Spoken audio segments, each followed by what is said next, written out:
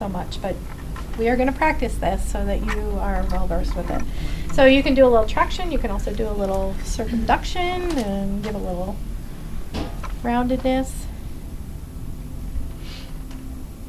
Get some movement in the joint. The idea is to just, give them a little, you might hear some cracks, you might not. So, okay. Right after that is alternate hand effleurage 3 times to the feet, a total of 6 strokes, 3 per hand. This is a 2-part technique. Again, the hand pulling rope. Yep. So like you're pulling on rope, so you're basically just what you just did, you're smoothing out. Would that be like flushing out? Yeah, you're kind of flushing the area. And so the other thing is when you're doing the thumb on the plantar surface of the foot, if you find an area that's kind of tight, you can do some ischemic compression similar that we do to other areas, or we've done already to other areas. So the same thing, you're going to kind of press on that area. Is it 9 to 13? And then circle your way out and move on. So by coming back and doing this alternate hand effleurage, you're just kind of flushing what you just did in the area. All right. Alright, after that is raking finger effleurage 3 times, circle fingers around medial and lateral malleoli, ankle bones simultaneously. Okay, so with this, I'm using mostly the pads of my fingers, and medial and lateral malleoli are what I'm circling. So I'm trying to stay, you're going to hit some bone, but you're really trying to go around the bone. It's actually a really soothing. Oh, it feels so good. Yeah, it's super soothing for the client. So we do this 3 times. 3 times, yep. After that is ironing finger and hand effleurage 1 time. Utilizing the right thumb and left 2 to 5 digits, apply pressure to the lateral leg only. The fingers of the right hand drape over the shin onto the medial leg for stability, but do not apply any pressure. Right. Okay.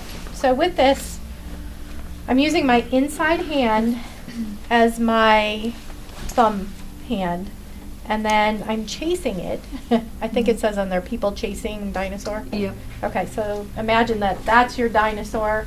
You're using your thumb and you're letting your other fingers just drape over the other side of the shin bone, or in this case, all right, I get these confused. Fibula. No, fibula is on the outside. So you are going kind of on the meaty part on the lateral side of the fibula. Of course, And you had the right dinosaur in there. and then I'm chasing with these fingers on my right hand. So I'm kind of just following behind. So I'm covering a larger, broader area and pushing up. And that's 1 time. Yep, just 1 time. And then it's the 2-hand petrissage, full-lane petrissage, meat off the bone. Yeah. 2 passes up the leg and down. I love this Meat because this off feels the amazing. bone. So this is a different, so far we've done petrissage like this or ocean waves. This one, you're basically taking your hands, letting it glide down to the sides, and then scooping up. And we're doing this at the same time. And what I like to do is use this part of my thumb, this thumb pad, and let that slide over. And again, watching my body mechanics, I'm taking steps if I have to move on up. And my raising and lowering is coming from my knees.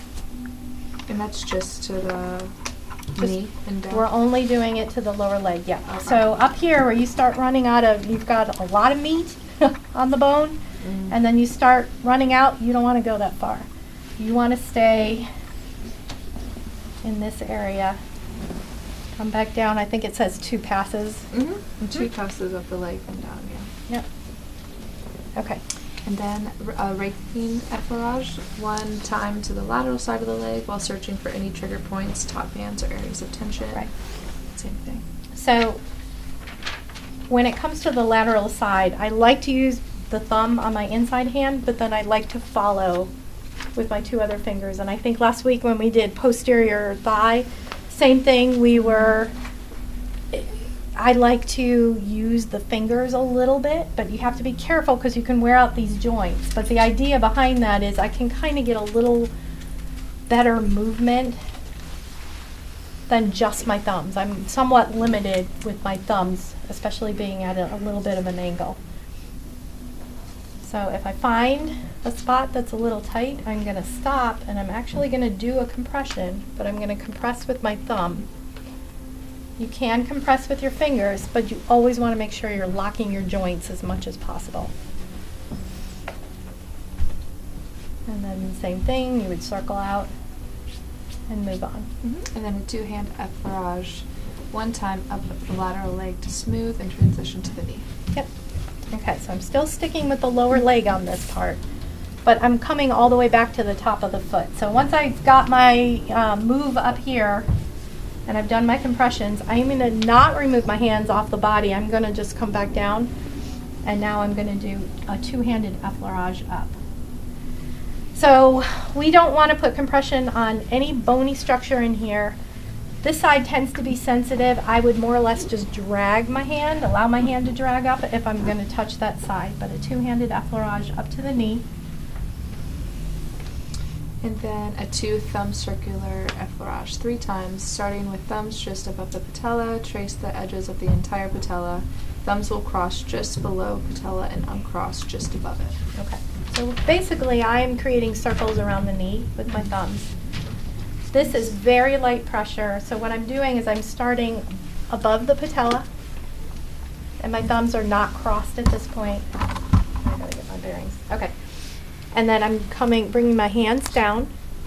I'm gonna cross below the patella, and then I'm gonna sweep back up where my thumbs are crossed, and then they separate at the top. So coming down, cross. I'm gonna take 3 passes of that. Yep.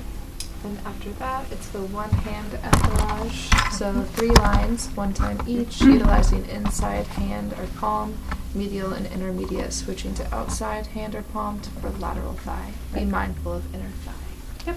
So mindful of inner thigh, but you're taking your first pass medially. So we want to scoop a little bit here onto the knee, and you've got your drape, of course. And we're kind of making that our boundary right now. And when we return, or we come all the way to the top, we are coming all the way up to the ASIS, up to that bony structure. My intermediate pass will be the same with my inside hand again. But then when it comes time for my lateral pass, I'm using my outside, or my other hand, the opposite hand, the outside hand. Okay. And I always return my stroke by just dragging my hand back. I'm not using pressure to come back. I'm just dragging back, so I'm not removing, I'm not losing contact with the body. Okay. And then a alternate hand petrissage. So shifting into warrior stance, perpendicular to the client and the table, scoop and flush over entire thigh, 3 regions, medial, intermediate. Yep. So this is what you did on the posterior lower leg area. So I'm doing 3 lines, medial, intermediate, and scoop and flush. And remember to use your body mechanics to do so. And if I have to get a little lower, I'm using my legs to do so. I'm not leaning over. Okay. Then a 2-hand petrissage, a full-hand petrissage, shift back into left bow stance, meet off the bone 2 passes up the leg, then down. Okay, so then I shift back around, and I'm doing the same thing I did below, where I'm just bringing my hands, letting them slide down, and then bringing them up. So I'm kind of lifting the tissue as I come up. Now, again, inner thigh, you got to be mindful of this. So you might have to bring this hand higher, let this hand hang out a little bit lower. Don't, on the inside, do not go too far up on the thigh. Okay. Then a raking finger effleurage is shifting stance back into left bow, 3 lines, 1 time each, medial, intermediate, lateral. Okay. So when I do this, again, when I'm near the inner thigh, I don't like running my thumbs. I don't like, or if I run my thumbs, where does the rest of my hand go? Under the drape. So, right, and that's not good, especially the closer we are to a sensitive area. So again, I go back to following, doing 2 hands, my thumb, and following with fingers. And I'm just being mindful of that area, yet I'm still being effective with the stroke. So there's 1, and then an intermediate. And then when I get to the outside, I will sometimes switch and use then my right thumb and follow with these fingers.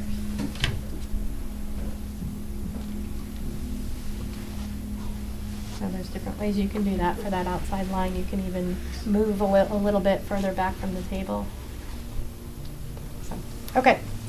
Great, last one is the two-hand effleurage, 3 times to entire extremity, with each stroke getting lighter, with last stroke transitioning into nerve stroke. Be mindful of nerve stroking over medial thigh. Keep stroke to the intermediate and lateral portions. Yep. Okay. So I've done my last stroke up here. I'm going to return all the way back to the bottom of the, or to the top of the foot, but the bottom of the actual limb, and then I'm going to do my 3 full effleurage strokes. So 1, 2, and on my third one, I'm going to lighten up and do the nerve stroke. One of the things to point out, again, I'm not putting pressure when I go over the knee, so I'm literally pressing a little bit, lightening up as I keep going, and then pressing back in again. So last run, we do a nerve stroke, and I usually bring it all the way out to the toe, and then I let the energy go. Let the bad stuff go. You don't have to do that part, but it's funny, I've done a lot of couples massages with a lot of different people, and we actually, you see us doing that. Like, you'll work on something and then throw it away. So, all right, that's your leg routine. So I'm going to redrape the leg and then separately redrape with the blanket. Okay, so I'm going to run through it on the